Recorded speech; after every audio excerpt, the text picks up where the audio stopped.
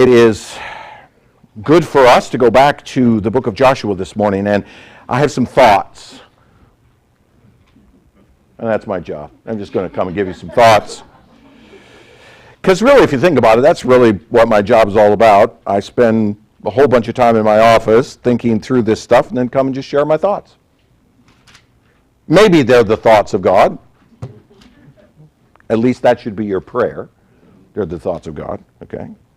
But if nothing else, we're at least going to look at the text, so my thoughts might be just a rambling mess, but at least the text says something good for us. So we're going to go this morning to Joshua chapter 4, and this chapter will complete for us the crossing narrative that began in chapter 3. You'll notice at the very end of chapter 3, it says, "Now the priests bearing the ark of the covenant of the Lord stood firmly on dry ground in the midst of the Jordan, and all Israel was passing over on dry ground until all the nation finished passing over." So what you're left with at the end of the chapter is the actions of the people crossing. So in chapter 4, what the writer of this book does, Joshua I'm assuming, gives more details. He adds some additional details to this story of the crossing that you see started in chapter 3. But the chapter is extraordinarily disjointed. Okay? If you've read ahead, you know what I'm saying. This is a very disjointed chapter. It doesn't flow very well. It sort of jumps around between the explanation of what he meant back in verse 12 of chapter 3, about 12 men being set aside, and the completion of the river crossing in verse 17, including some other details in the story that are added and are significant in themselves. So we can't just walk through this text from verse to verse, because if we do, we're going to bounce from this subject to this subject to this subject. It's very clear to me that the writer of this book is different than the writers of the previous books. This book, the author is a little different in his style. And so when we get to chapter 4, we see that. So we can't look at it straight through. We're going to need to address it topically this morning. We're going to have to go through the topics that are expressed in the chapter. Now, the goal, of course, will be to cover the entirety of the chapter, but we'll do it bit by bit. So if you're looking at my outline, you will notice that we're going to start by looking at verses 10b through 11 and 15 to 19. So we're going to start with the completion of the crossing itself, which is the end verse of chapter 3. So we'll start there. We'll pick up where the narrative leaves off. But strangely enough, the narrative of the crossing jumps all the way to verse 10, second half of verse 10, and works its way through verses 11, 5, and 15 to 19. Now, as I said, the river crossing begins in chapter 3, verse 14. At the end of the chapter, we're left with the people passing over, so chapter 3 ends in the middle of the event. So now we see the end of the story. The end of the crossing then is described in verses 10b to 11, where it says, "The people passed over in haste, and when all the people had finished passing over, the ark of the Lord and the priests passed over before the people." That's the ending of the story that was begun in chapter 3. There's a parenthesis then in verses 12 to 14, and then the story of the crossing completes in verses 15 to 19. The Lord said to Joshua, "Command the priests bearing the ark of the testimony to come up out of the Jordan." Verse 17, "So Joshua commanded the priests, come up out of the Jordan, and when the priests bearing the ark of the covenant of the Lord came up from the midst of the Jordan, the soles of the priests' feet were lifted up on dry ground. The waters of the Jordan returned to their place and overflowed all its banks as before." Verse 19, "The people came up out of the Jordan on the 10th day of the first month, and they camped at Gilgal on the east border of Jericho." Okay, so the story starts in chapter 3, verse 14, through verse 17, jumps over to verse 10b and 11, and then finishes up in 15 to 19. Okay, see how this is disjointed, right? Okay. Now, in verses 10b and 11, we discovered that the people pass over in haste. If you're crossing over a river in the midst of a flood time and the water has disappeared miraculously, guess what you're going to do? You're not going to take your time. You're going to hustle your way across. It's the natural response of a people passing through a floodplain. And then the priests and the ark pass over before the people, which is then picked up in verses 15 to 19. When Joshua commands the people that commands the priest, that once the people have all safely passed over, he then commands them and the ark to come up out of the Jordan, the now dry Jordan, and then the water returns to fill in the place. Okay? So at the end of chapter 3, the people are on their way across, and then Joshua tells us they're hurrying across. When they get to the other side, then Joshua says, okay, priests, you can come up out of the water now, which they do, and then the water flows back in to fill it up. And then in verse 19, Joshua records the date. He says, okay, all of this occurs on the 10th day of the first month, and he records the location at Gilgal, which is opposite of Jericho towards the Jordan. Okay?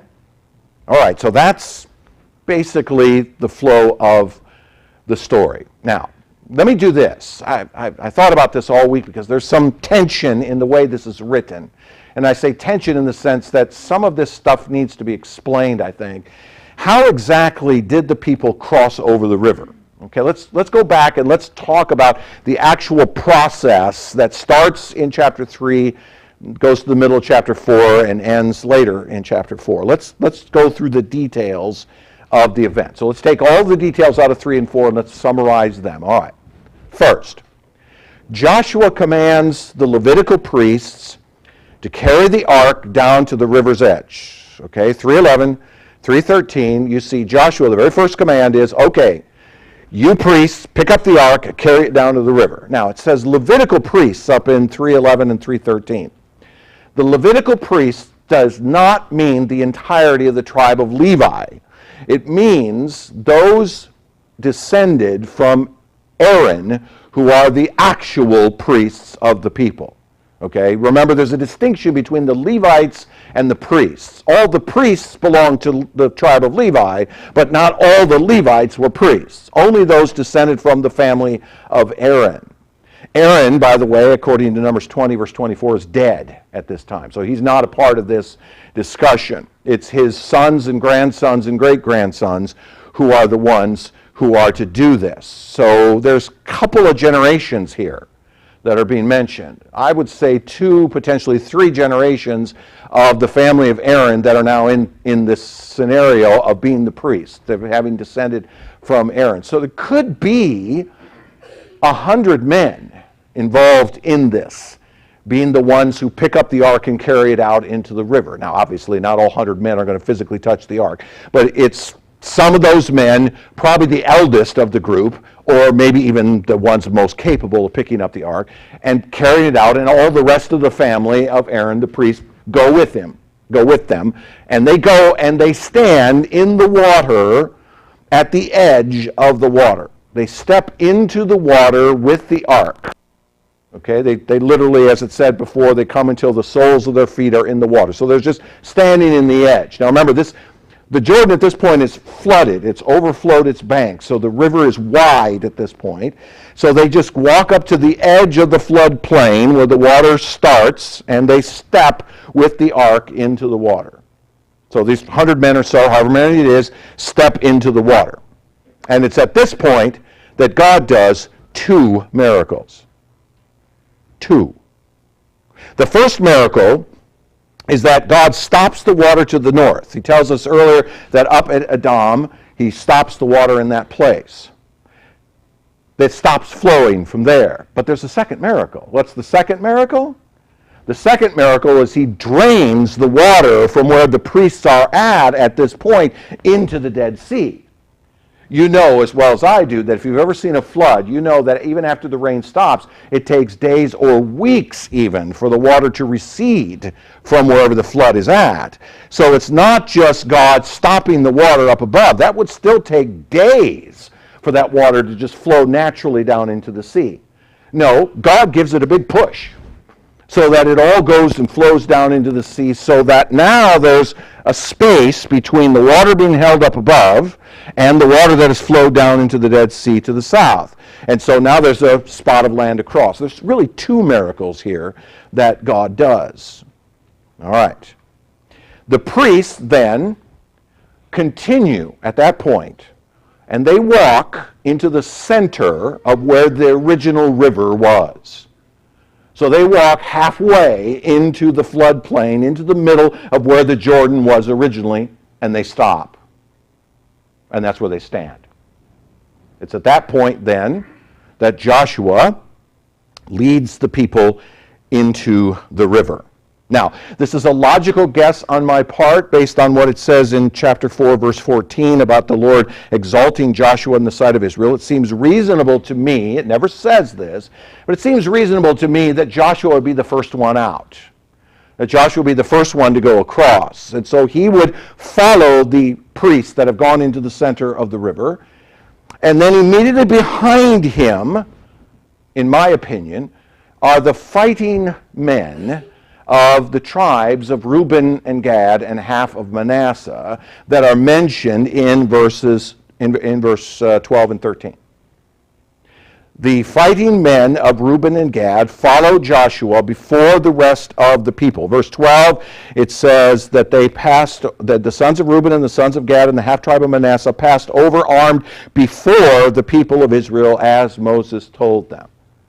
So it seems likely to me that Joshua follows the priests into the now dry riverbed, and the fighting men of Reuben and Gad, it says 40,000, follow after him to be the first ones into the river. And then the 9.5 tribes left cross the river one by one. One by one after that, then, each of the tribes that go, Ephraim goes, and then Judah goes, and Benjamin goes, and Simeon, and so on. I don't know what order they went in, but they go across the river following after. More than likely what they do is they're going across the river, and as they go towards the ark, they fan out into two, I don't know what you'd call it, two bends around the ark in the middle where the priests are. Remember, they're standing in the middle, and Joshua, the leaders, had told them, keep 2,000 cubits between yourself and the ark. And so they go out following the ark, remember, and then as they get about 2,000 cubits, they spread out, go around, and come across the other side. So there's probably, potentially, maybe two lines of people going out, each separating and coming around and going it the other way. But they all eventually get across, one tribe after another. As they are going across, the designated men mentioned back in 3:12 from each tribe collect a stone from the center of the riverbed. Now, there's two possibilities here. There's two possibilities here based on a literal reading of 4:1. There's two possibilities. The first possibility is that the 12 designated men go with the tribe that they're assigned to across the river all the way to the other side, and then when all 12 of the tribes have gotten to the other side, then Joshua commands the 12 designated men to go back into the river to collect a stone. Notice it says, when all the nation had finished passing over the Jordan, the Lord said to Joshua, take 12 men from the people, from each tribe a man, and command them, saying, take 12 stones. So you could get the impression from verse 1 of chapter 4 that Joshua holds these 12 men in abeyance until they all get to the other side, until the entirety of Israel's on the other side, and then he sends the 12 back into the river to collect a stone. This would be the most literal reading of 4:1. Or, more logically, to me anyways, that each tribe is led by this designated man across the river, and being that they're already set aside before the people begin to cross, and they collect a stone while they're crossing with their tribe to get to the other side. In other words, as they arrive in the middle, the leading man of the tribe stops, grabs a rock, slings it up on his shoulder, and then continues the journey with his people across to the other side. Now that's more logical to me, that that's what they would be doing, because I think that that God has already commanded this before. That's why it's in 3:12, before they even start going across, in anticipation of them going with their tribe, leading their tribe across, and then grabbing one of these stones on the way across, so that when the tribe of Judah, for example, goes across, being led by a man, he picks up a stone, and they continue to follow him with that stone across to the other side. That seems to be more logical to me. I would read 4:1 then as the completion of what God had already commanded them. Take the stones that have already been collected and build them into a memorial. That's how I would read 4:1. Now, again, I can't be dogmatic here. To me, it's just more logical that the men would pick up a stone as they're going across, and those stones would then be collected as each tribe comes the other way. But it's certainly possible that Joshua could have sent them back into the river to collect the stone. Either way, I'll leave it up to you to decide. Then, at that point, once all the people are across, Joshua commands the Levitical priest to bring the ark up out of the Jordan, verses 16 to 18 of chapter 4. The priests then step out of where the water had originally been, because it's dry ground, right? And so they step out, and as soon as they step just beyond where the floodplain would have been, the line where the water would have been, then God does two miracles again. Again, two miracles. What's the first? Well, the first is he begets the water to flow again. But what's the second? He fills the floodplain up fast. Again, the water was collecting way to the north, and it would take some time, once again, for that water to flow down and fill up the floodplain again. And so I think God does a second miracle in that he pushes the water down from a dam in the north in order to fill up the floodplain. In other words, as soon as the priests step out, the water starts flowing, but man, it comes at a clip as it's coming down to fill up that. So it fills it back in very quickly. That seems to be the reasonable and logical solution. He fills it quickly. He does two miracles again. The crossing of the Jordan, therefore, is likened to the crossing of the Red Sea. We'll come back to that thought in a minute. But remember, in parting the waters of the sea, God separated those waters so there was clear, dry land. The people walked across, and then he put the water back. You have the same thing here. God separates the waters, the people walk through, he puts the water back very quickly. And it's specifically likened to that, by the way, and I'm not just making that up, in verse 23 of chapter 4. We'll come back to that thought in a minute. So that, I think, is the way that this crossing occurs. The priests step into the water parts, they walk to the center. At that point, Joshua and the fighting men of Reuben and Gad go across first. They get to the other side first, and then the 12 tribes go across, each being led by that one designated man. That one designated man stops in the midst of the river, picks up a great stone, and continues to carry it across to the other side until everybody's across. At that point, then the priests come out of the water, the water fills it back in, ta-da, we're all across. That, to me, is, I think, how this takes place. So, the crossing of the river is outlined then in chapters 3 and 4.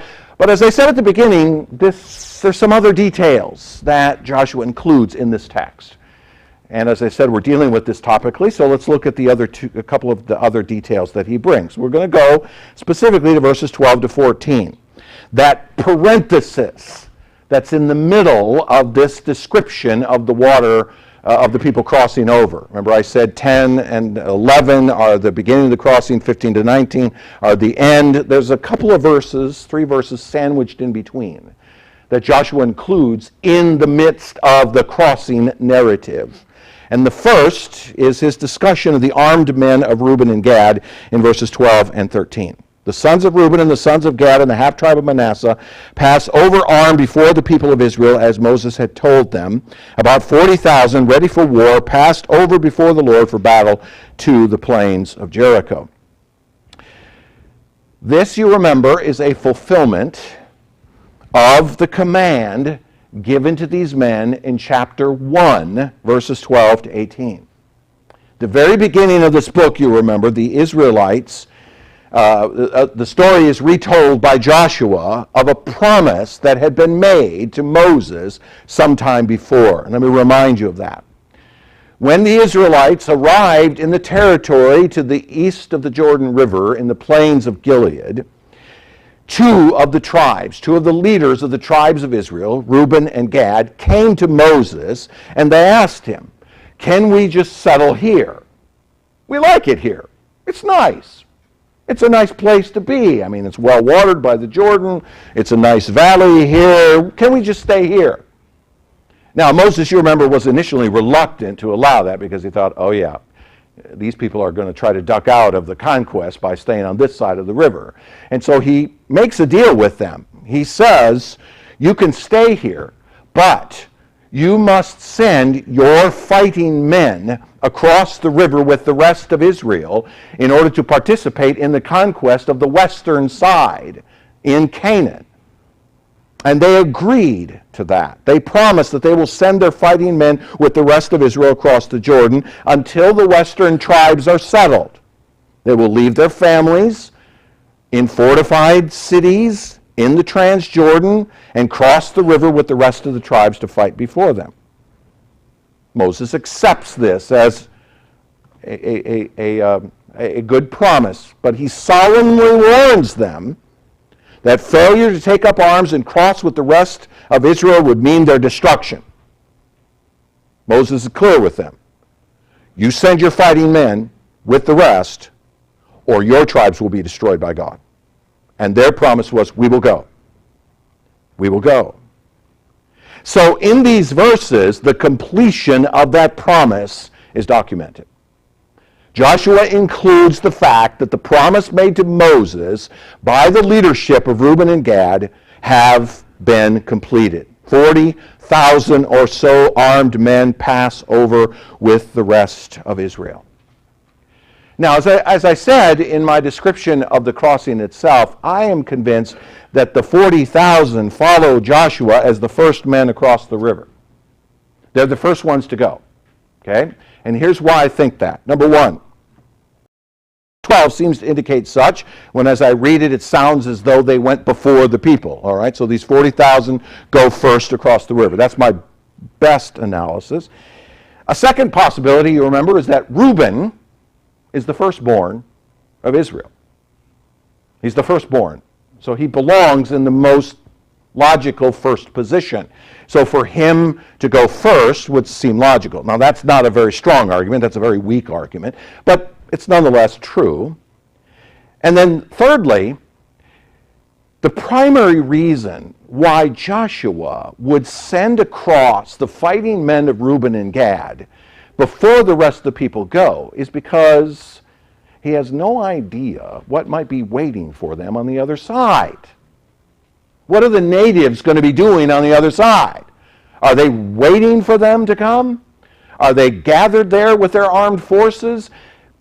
If I were Joshua, I would want to make sure that I send a strong armed force first across the river to stand as protection over the rest of the people as they're crossing the river, in anticipation of what might be waiting on the other side.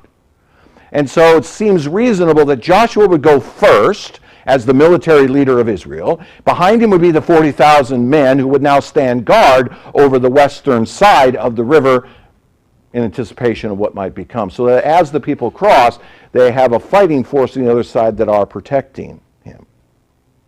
Now, that also means, of course, that by the fighting men of Reuben and Gad going across, that implies that every tribe of Israel is represented in the crossing.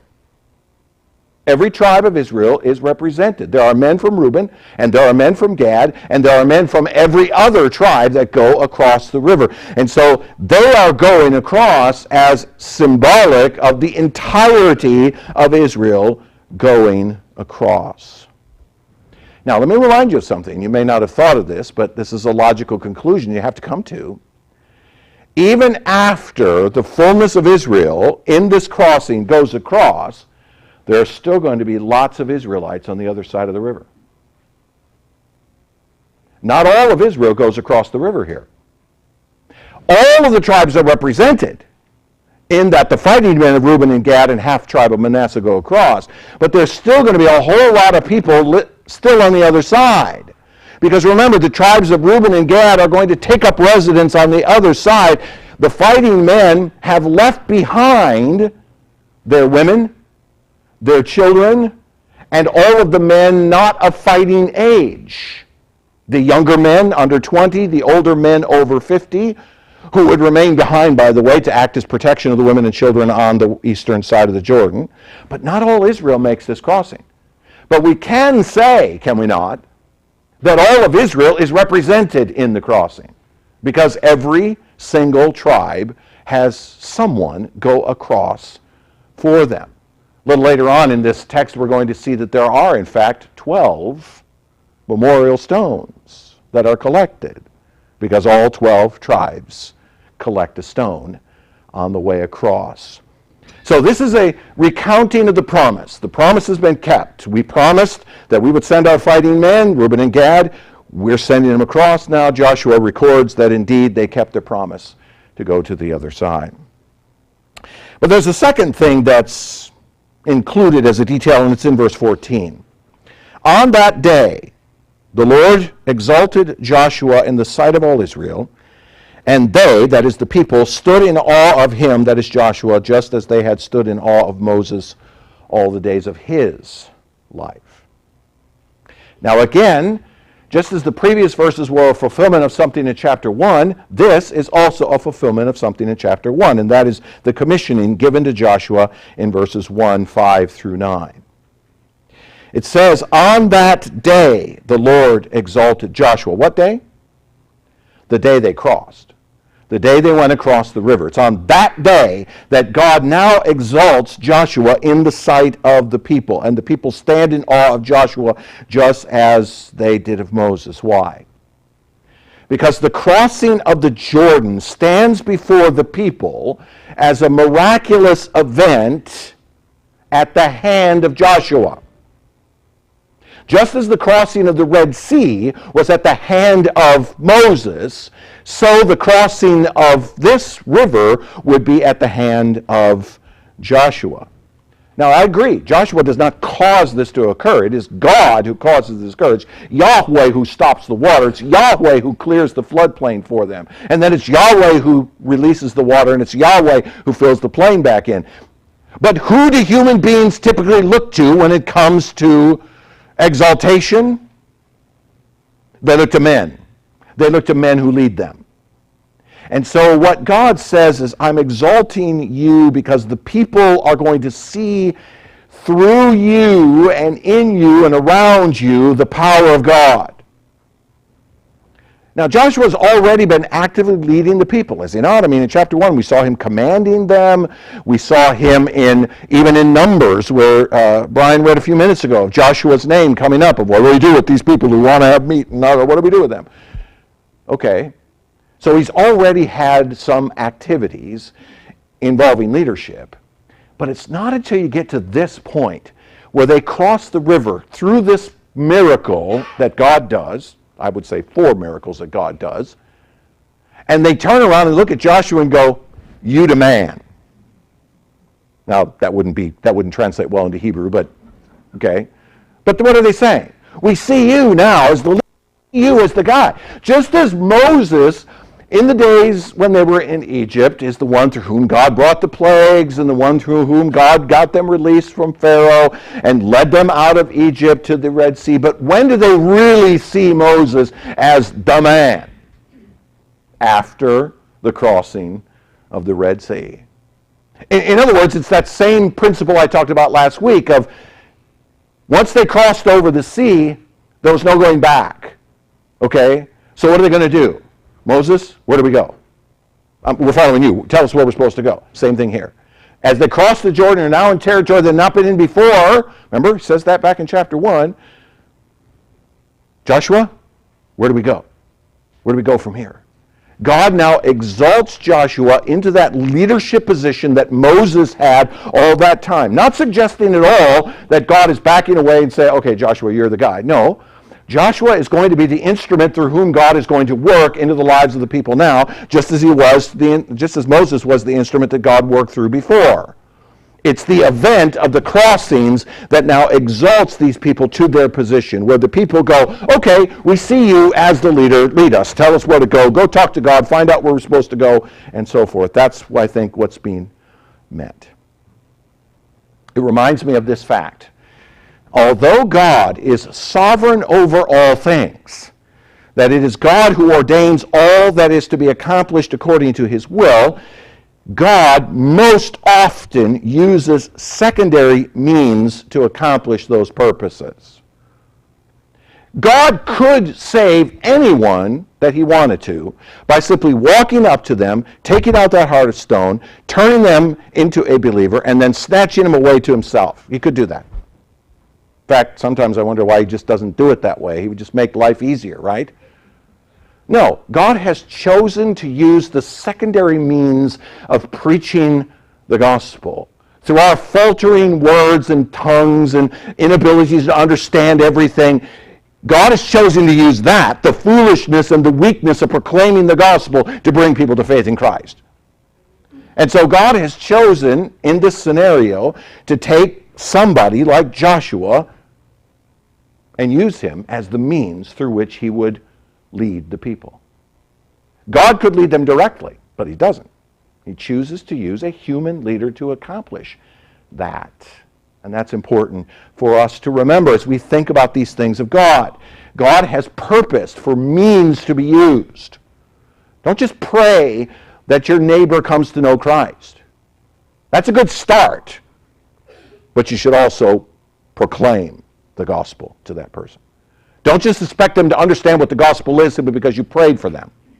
No, we need to speak these things because God has chosen to use the ordinary things, the ordinary means in this world to accomplish his purposes. That's what Joshua is. Joshua is just an ordinary means that God is going to use. A secondary means that God is going to use. And that's, I think, what this means, that God exalted him at this point. Which leads us then to the point of the chapter. Okay? So now we've dealt with all the stuff around the crossing and little details that Joshua includes, but the primary message of this chapter involves 14 and a half verses. Verses 1 to 10a and verses 20 to 24. 14 and a half verses of the chapter are dedicated to the 12 memorial stones, which is why I entitled my sermon this morning, 12 Memorial Stones, because that's the primary point of this chapter. And I think he repeats several parts of the story to make his point stick.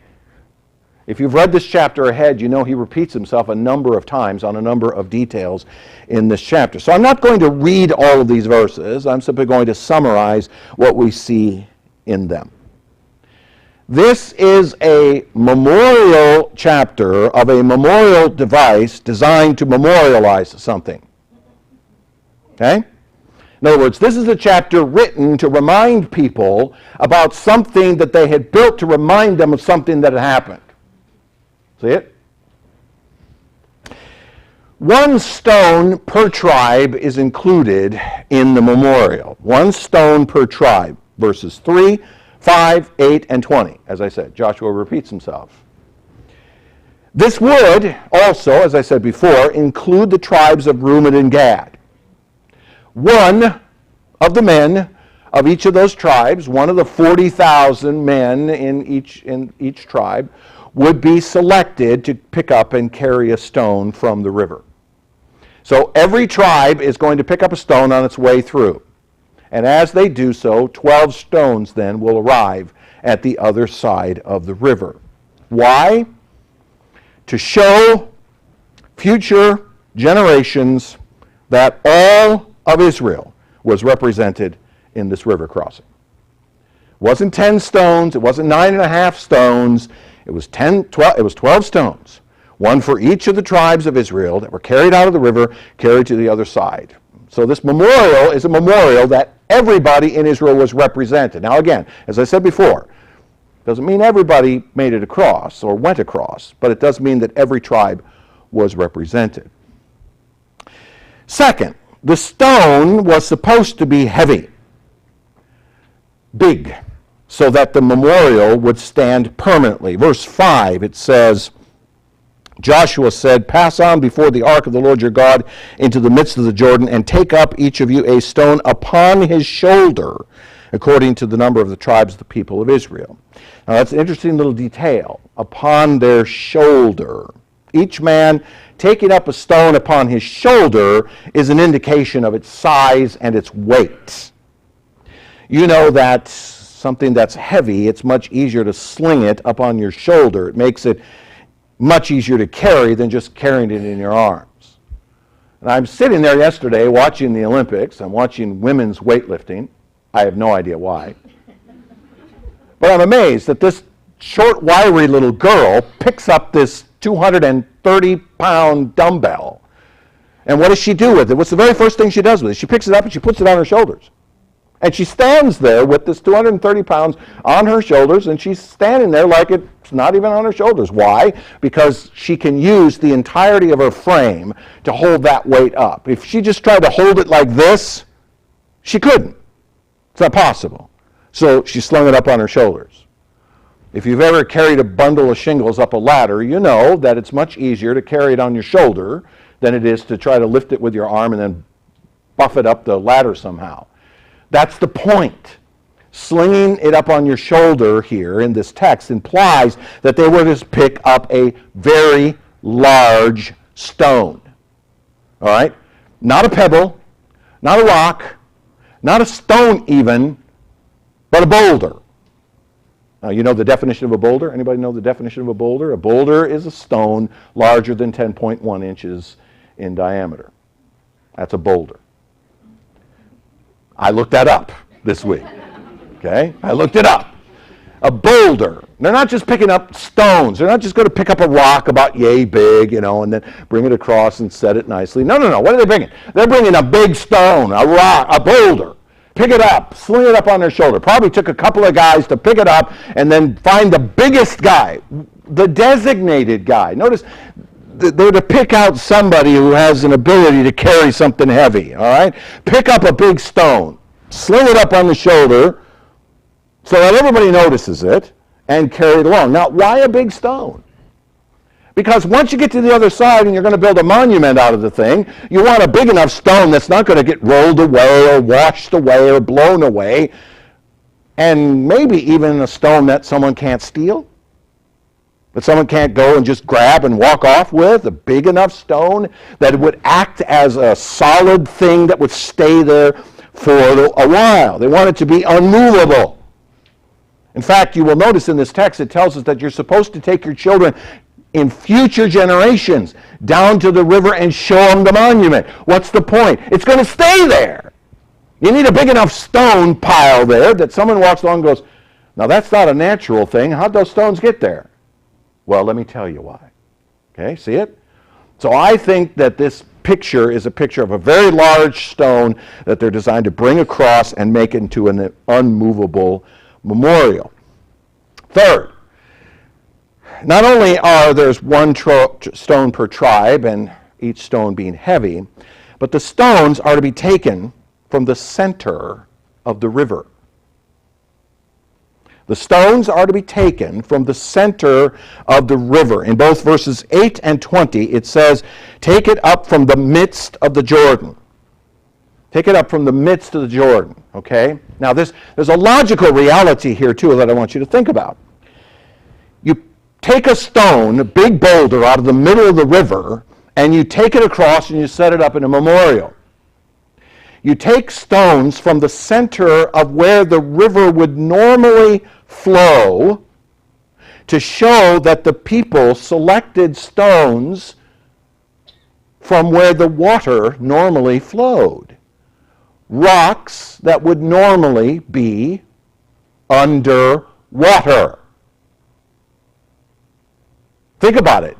If you got a memorial built to a river crossing, a place where God dried up the waters, what becomes visible in the midst of those waters? Stones that are normally underwater. So go get one from the middle of the river, one of those stones covered with natural moss that would build up on the rocks and be smooth because of the way the water flowed over them. Grab one of those and bring it up and we'll set them up. And every time you walk by, you go, yeah, that rock used to be in the middle of the river.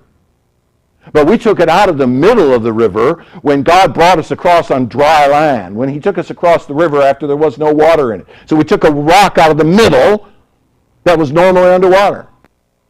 Does that make logical sense? Take it out of the midst of the Jordan. Take it out of the middle of the Jordan. Take it out of a place where no one's going to be able to say, yeah, you guys just picked it up from the edge over there somewhere. We picked one up from the middle, from where the Jordan normally flows. And we built a memorial out of it. Because the ground there was dry. Why? Because God took the water off those stones. so we could walk across them when they're dry. So, one stone per tribe. The stone is heavy. The stones are taken from the center of the river. And then in verses 9 and 20, we're told that Joshua then arranges the stones as a memorial. And he arranges them, it says, in the midst of the river. Now that's problematic, so let's address that.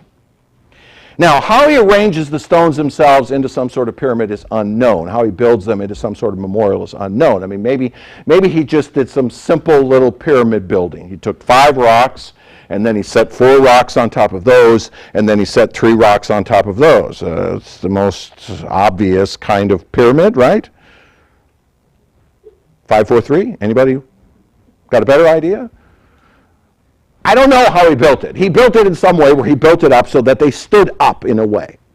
But the point is that whatever structure he uses is designed to take these very large stones and set them up in a way that they'll last in that pile for future generations. Right? Because again, what's he supposed to do? Bring your children down, show them the pile, and go, see, those are a bunch of rocks that used to be in the middle of the Jordan, but we took them out of the middle of the Jordan when we went across on dry land. And so it would stand there for a while is the point. Now, that term midst of the waters in verse 9 seems to imply that he set up the stones in the river. Okay? But you also notice that's where the feet of the priests were, in the center of the river. But I have a problem with that. And the problem I have with that is, why would Joshua pick up the 12 stones and take them right back into the middle of the river that's now been flowed back into place and put them in the middle of the river again? I mean, it's kind of defeating the whole point, isn't it? I mean, we took these rocks out of the river, and then Joshua took them right back and put them back in the middle of the river again. And the memorial is under the water down there somewhere. You can't really see it. That doesn't make much sense. More than likely what this term midst means, and by the way, this word midst in the Hebrew is somewhat ambiguous. The midst probably means the edge of the floodplain on dry ground, or possibly, and I like this explanation too, maybe Joshua took the rocks, the stones, took them out into the water of the floodplain and built a memorial at the edge of where the river would normally flow. Okay, because this is in flood stage. So it's possible that he was able to step into the water and walk down and build a monument near where the actual river normally would have flowed. And he built a memorial there. That's a possibility. So he went into the water to put it there next to the river because most of the time of the year, the river is going to be flowing along its normal banks, and by building the memorial there, at that place, then in most times people would walk down to the river's edge and they would see the pile of stones. Now, yes, that would mean that at this time those rocks might be underwater briefly, and the memorial might have been briefly underwater when he built it, but the flood would eventually subside as the rains would stop and the river would go back to its normal flow. Because this is a memorial designed to say it was here at this river that we crossed. So there's one or two possibilities, and again, I'll leave it up to you to decide. It can't be dogmatic. Either he put the rocks at the edge of the floodplain on dry ground, which would be well away from where the river actually was, or he actually walked them down into the river floodplain next to where the river would normally go. But either way, he took the stones and he built a memorial out of them. He put them there. Why? As I've said a number of times now, the memorial is designed to be a marker for future generations of what happened in this place. The Israelites were to tell their children, verse 6 and verse 21, repeated again twice in this chapter, that the Lord had dried up the waters of the river. In much the same way he had dried up the waters of the Red Sea. Verse 23, for the Lord your God dried up the waters of the Jordan for you until you passed over, as the Lord your God did to the Red Sea, which he dried up for us until we passed over. Notice the two generations that are being referenced there. The Lord dried up the Jordan for you, just as the Lord dried up the Red Sea for us. Who's the us? The two guys left from all who died in the wilderness for their failure to cross. Joshua and Caleb. We saw, this is Joshua speaking, we saw the Lord dry up the Red Sea and we walked across. Our generation saw that. Your generation saw the same miracle, just in a different place, here at the Jordan River. The stone pile is designed to be a memorial. In the future, when the memory of the event naturally fades, as all memories do, the memorial built by Joshua will be a perpetual reminder to them of the miraculous work of God to bring them to this place. Joshua equates this crossing of the Jordan to the crossing of the Red Sea. He does. It's a clear indication of the power of Yahweh to establish them in this land. His hand leading them to what he promised. God's hand leading them to what he promised. Just as God's hand had led them across the Red Sea so that he could bring them to Sinai and give them a law and make them his people, now he brings them across the Jordan into the very land that he had promised to Abraham 600 years earlier. Here they are. Where are the people now? They're in Canaan. Where are the people now? They're in the land that Abraham had walked around from every corner to corner and looked around. And God had said to Abraham, every place your foot stops, that's going to be the land your people, your descendants will receive. Where are they now? They're in the footsteps of Abraham. As before, as I said before, the crossing of each body of water represents the beginning of a new phase of the history of Israel. The former generation saw the power of God and rejected it. They didn't go in to the land they were supposed to. They rejected God's promise and his power. Oh, there's giants in the land. We can't go in there. And so God said, fine, you've rejected it. I reject you. I end you. This generation now sees God act again in a miraculous way that they might know his power and, hopefully, trust that power, just as he had hoped the people in the previous generation would have seen his power. To trust that power going forward. You are about to, people, you are about to go and take this land from the natives. You are about to go and exorcise all of the ites in this land. But not by your power, Yahweh says, but by mine. Trust my power. You've just seen it. You've just seen it. That should convince you that I'm on your side, Yahweh says. Now, what's the value of this to us? What does this mean to us? I want to ask you a question very similar, eerily similar, to a question that I asked you last week. You remember that one? Remember the question I asked last week? Remember the question? Is there any event in the life of a believer where he passes through water in order to begin a new phase of his life? Remember that question? Some of you do. Most of you don't. You were asleep. But we do, right? Okay, so let me ask you another question. Is there any event in the life of a follower of Christ in which he takes something from the earth and uses it as a reminder of the work of God? Or let me rephrase. Is there any event in the life of God's people where they memorialize something God has done on their behalf through tangible elements of the earth? Now, some of your gears are spinning and going, I think I know where he's at, but it might be a trick question. No, it's not. What was the answer to last week's question? What's the event? What's the water event that we pass through? Baptism begins a new phase of our life. What's the other event that occurs in the life of the believer?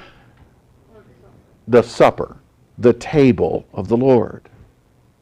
It is through the Lord's Supper where we solemnly eat the fruit of the field and the fruit of the vine, in which the Christian memorializes the work of Christ through the elements of the earth.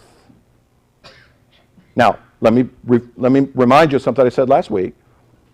In no way should you assume that I'm getting my doctrine of baptism or the Lord's Supper from Joshua chapter 3 and chapter 4. I'm not. Okay? I'm not creating the dogma of these two ordinances from these two chapters. I'm not doing that. We get our description of the Lord's table and our description of baptism entirely from the didactic portions of the New Testament. So we learn what these are about. But the symbolism over here is impossible to miss. There's a symbolism here. You might call it a foreshadowing in a very dim sort of way, but nonetheless a foreshadowing. Like the people taking stones from the river to stack as a reminder of what God had done for them, so the Christian takes bread and wine as a reminder of the finished work of Christ. By the way, just in case you haven't, I just thought of this week. Sometimes very profound things come to me when I'm in my office.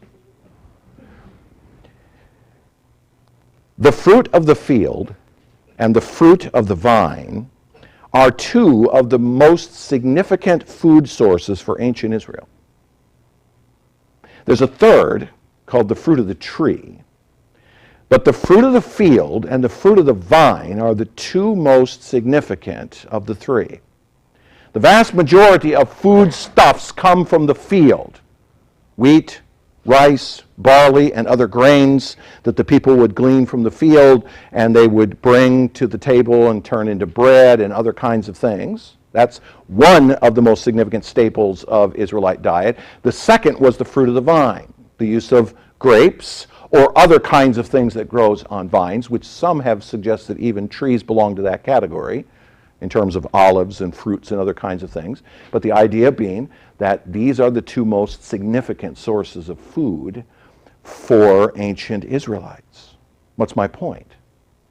We're taking stuff from the earth to use specifically as a memorial to what God has done for us in Christ. That's what this table is all about. We come to this table and we take bread and we take wine. This would have been a perfect week to have the Lord's Supper. I don't know why I just didn't know about it in advance. We take bread from this table, which is the fruit of the field that has been harvested, it has been processed, and then it has been baked into bread, and we take that element and we put it on our tongues, and what does it do for us? It reminds us of something. What does it remind us of? It reminds us of the broken body of Christ. It reminds us that God sent His only begotten Son into the world to take on human flesh. Not to come as a spirit to live amongst us, but to come as a man, to live in the flesh.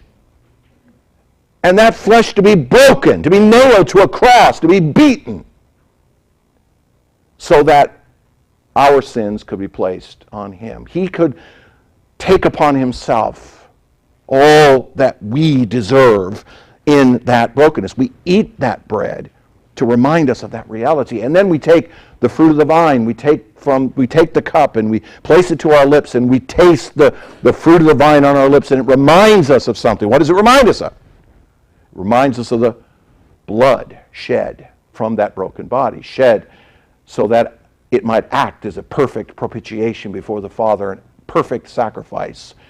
Not the sacrifice of an animal anymore, but the sacrifice of a man whose blood would be shed perfectly that we might have satisfaction. And when we take it, we're reminded of what it is Christ has done. I mean, even the front of the table, what does it say? Do this in remembrance of me. We really should build our tables out of stones, I would think. We remember something. The Lord's Supper was designed to be a memorial. It was designed to remind us of what has been accomplished for us. It was never designed to be a thing that we come to and eat in the hopes that that somehow brings something to us that we need before God. That's not its intention. Its intention is to remind us of something that's taking place outside of us. The Israelites didn't make that water stop flowing. God made that water stop flowing. They walked across, but it was God who did the miracles. It is Christ who goes to the cross and satisfies the Father on our behalf. We can't. So we come to the table and what do? We remember what it is that Christ has done for us. We see the power of God. We remember the power of God. Or I'd also say that the bread represents, and I prefer this symbolism myself, that the bread represents the perfect obedience of a man in the flesh, and the blood represents his death. The bread representing that perfect fleshly life that he lived, that produces for us a righteousness we cannot produce for ourselves, which is imputed to us by faith in him, and the blood representing a sacrifice of death in which he takes upon himself that which is a part of us, our sin. In the bread, we remind ourselves of what we receive. In the blood, we're reminded of what we gave. Because the only thing we contributed to our salvation is our sin. We remember something. And I might also have you note something. Like Israel first passing through the water before setting up the memorial, so believers must first pass through baptism before they can then memorialize their faith at the table. This has been well understood in Baptist circles from the very beginning, that the only ones who can come to the table and remember something are those who have actually something to remember. Specifically, those who have followed the Lord in that first ordinance of baptism. Then they could come and remember Christ at the table. The days of wandering in the wilderness are over for the Israelites. God has brought them through the sea. They have come out on the other side safe. The water has flowed back into its place. There is no going back. The days of darkness of that wandering are over. And now it is a day, and now comes a time of conquest. The people of Israel are to take what is properly theirs. God has given it to them. They must go take it. That's called conquest. And we come to the table. We pass through the waters of baptism. We come to the table, and we do so to state to the world, we are now living in the days of conquest. What are we overthrowing? Well, we're overthrowing the enemies. Just as the Israelites were overthrowing their enemies, so we are as well. And when we come to the table, we only remind ourselves of what it is that Christ has done. But as Paul himself tells us in 1 Corinthians, we're to examine ourselves. What are we to examine ourselves for? The remaining enemies that are still present in us. We admit at the table that there is a conquest taking place. We call it our sanctification, in which the last vestiges of the old man are being killed off in us. The table is a perpetual reminder to us that God has indeed killed us in Christ, raised us in Christ, and now by the power of the Spirit is mortifying the remaining effects of sin in this life. The symbolisms of chapter 3 and chapter 4 should not be overlooked.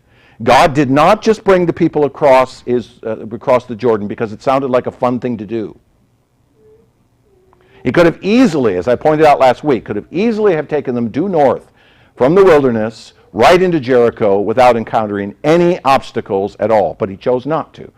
He chose to bring the people around to this place at a time of flood so that he could part those waters and the people could go through, and when they get to the other side, they could stand up and say, "Our God is great. Our God is powerful. He has led us through." And that's precisely what we as Christians testify to through the waters of baptism and through the table. Our God is great. He has accomplished our salvation.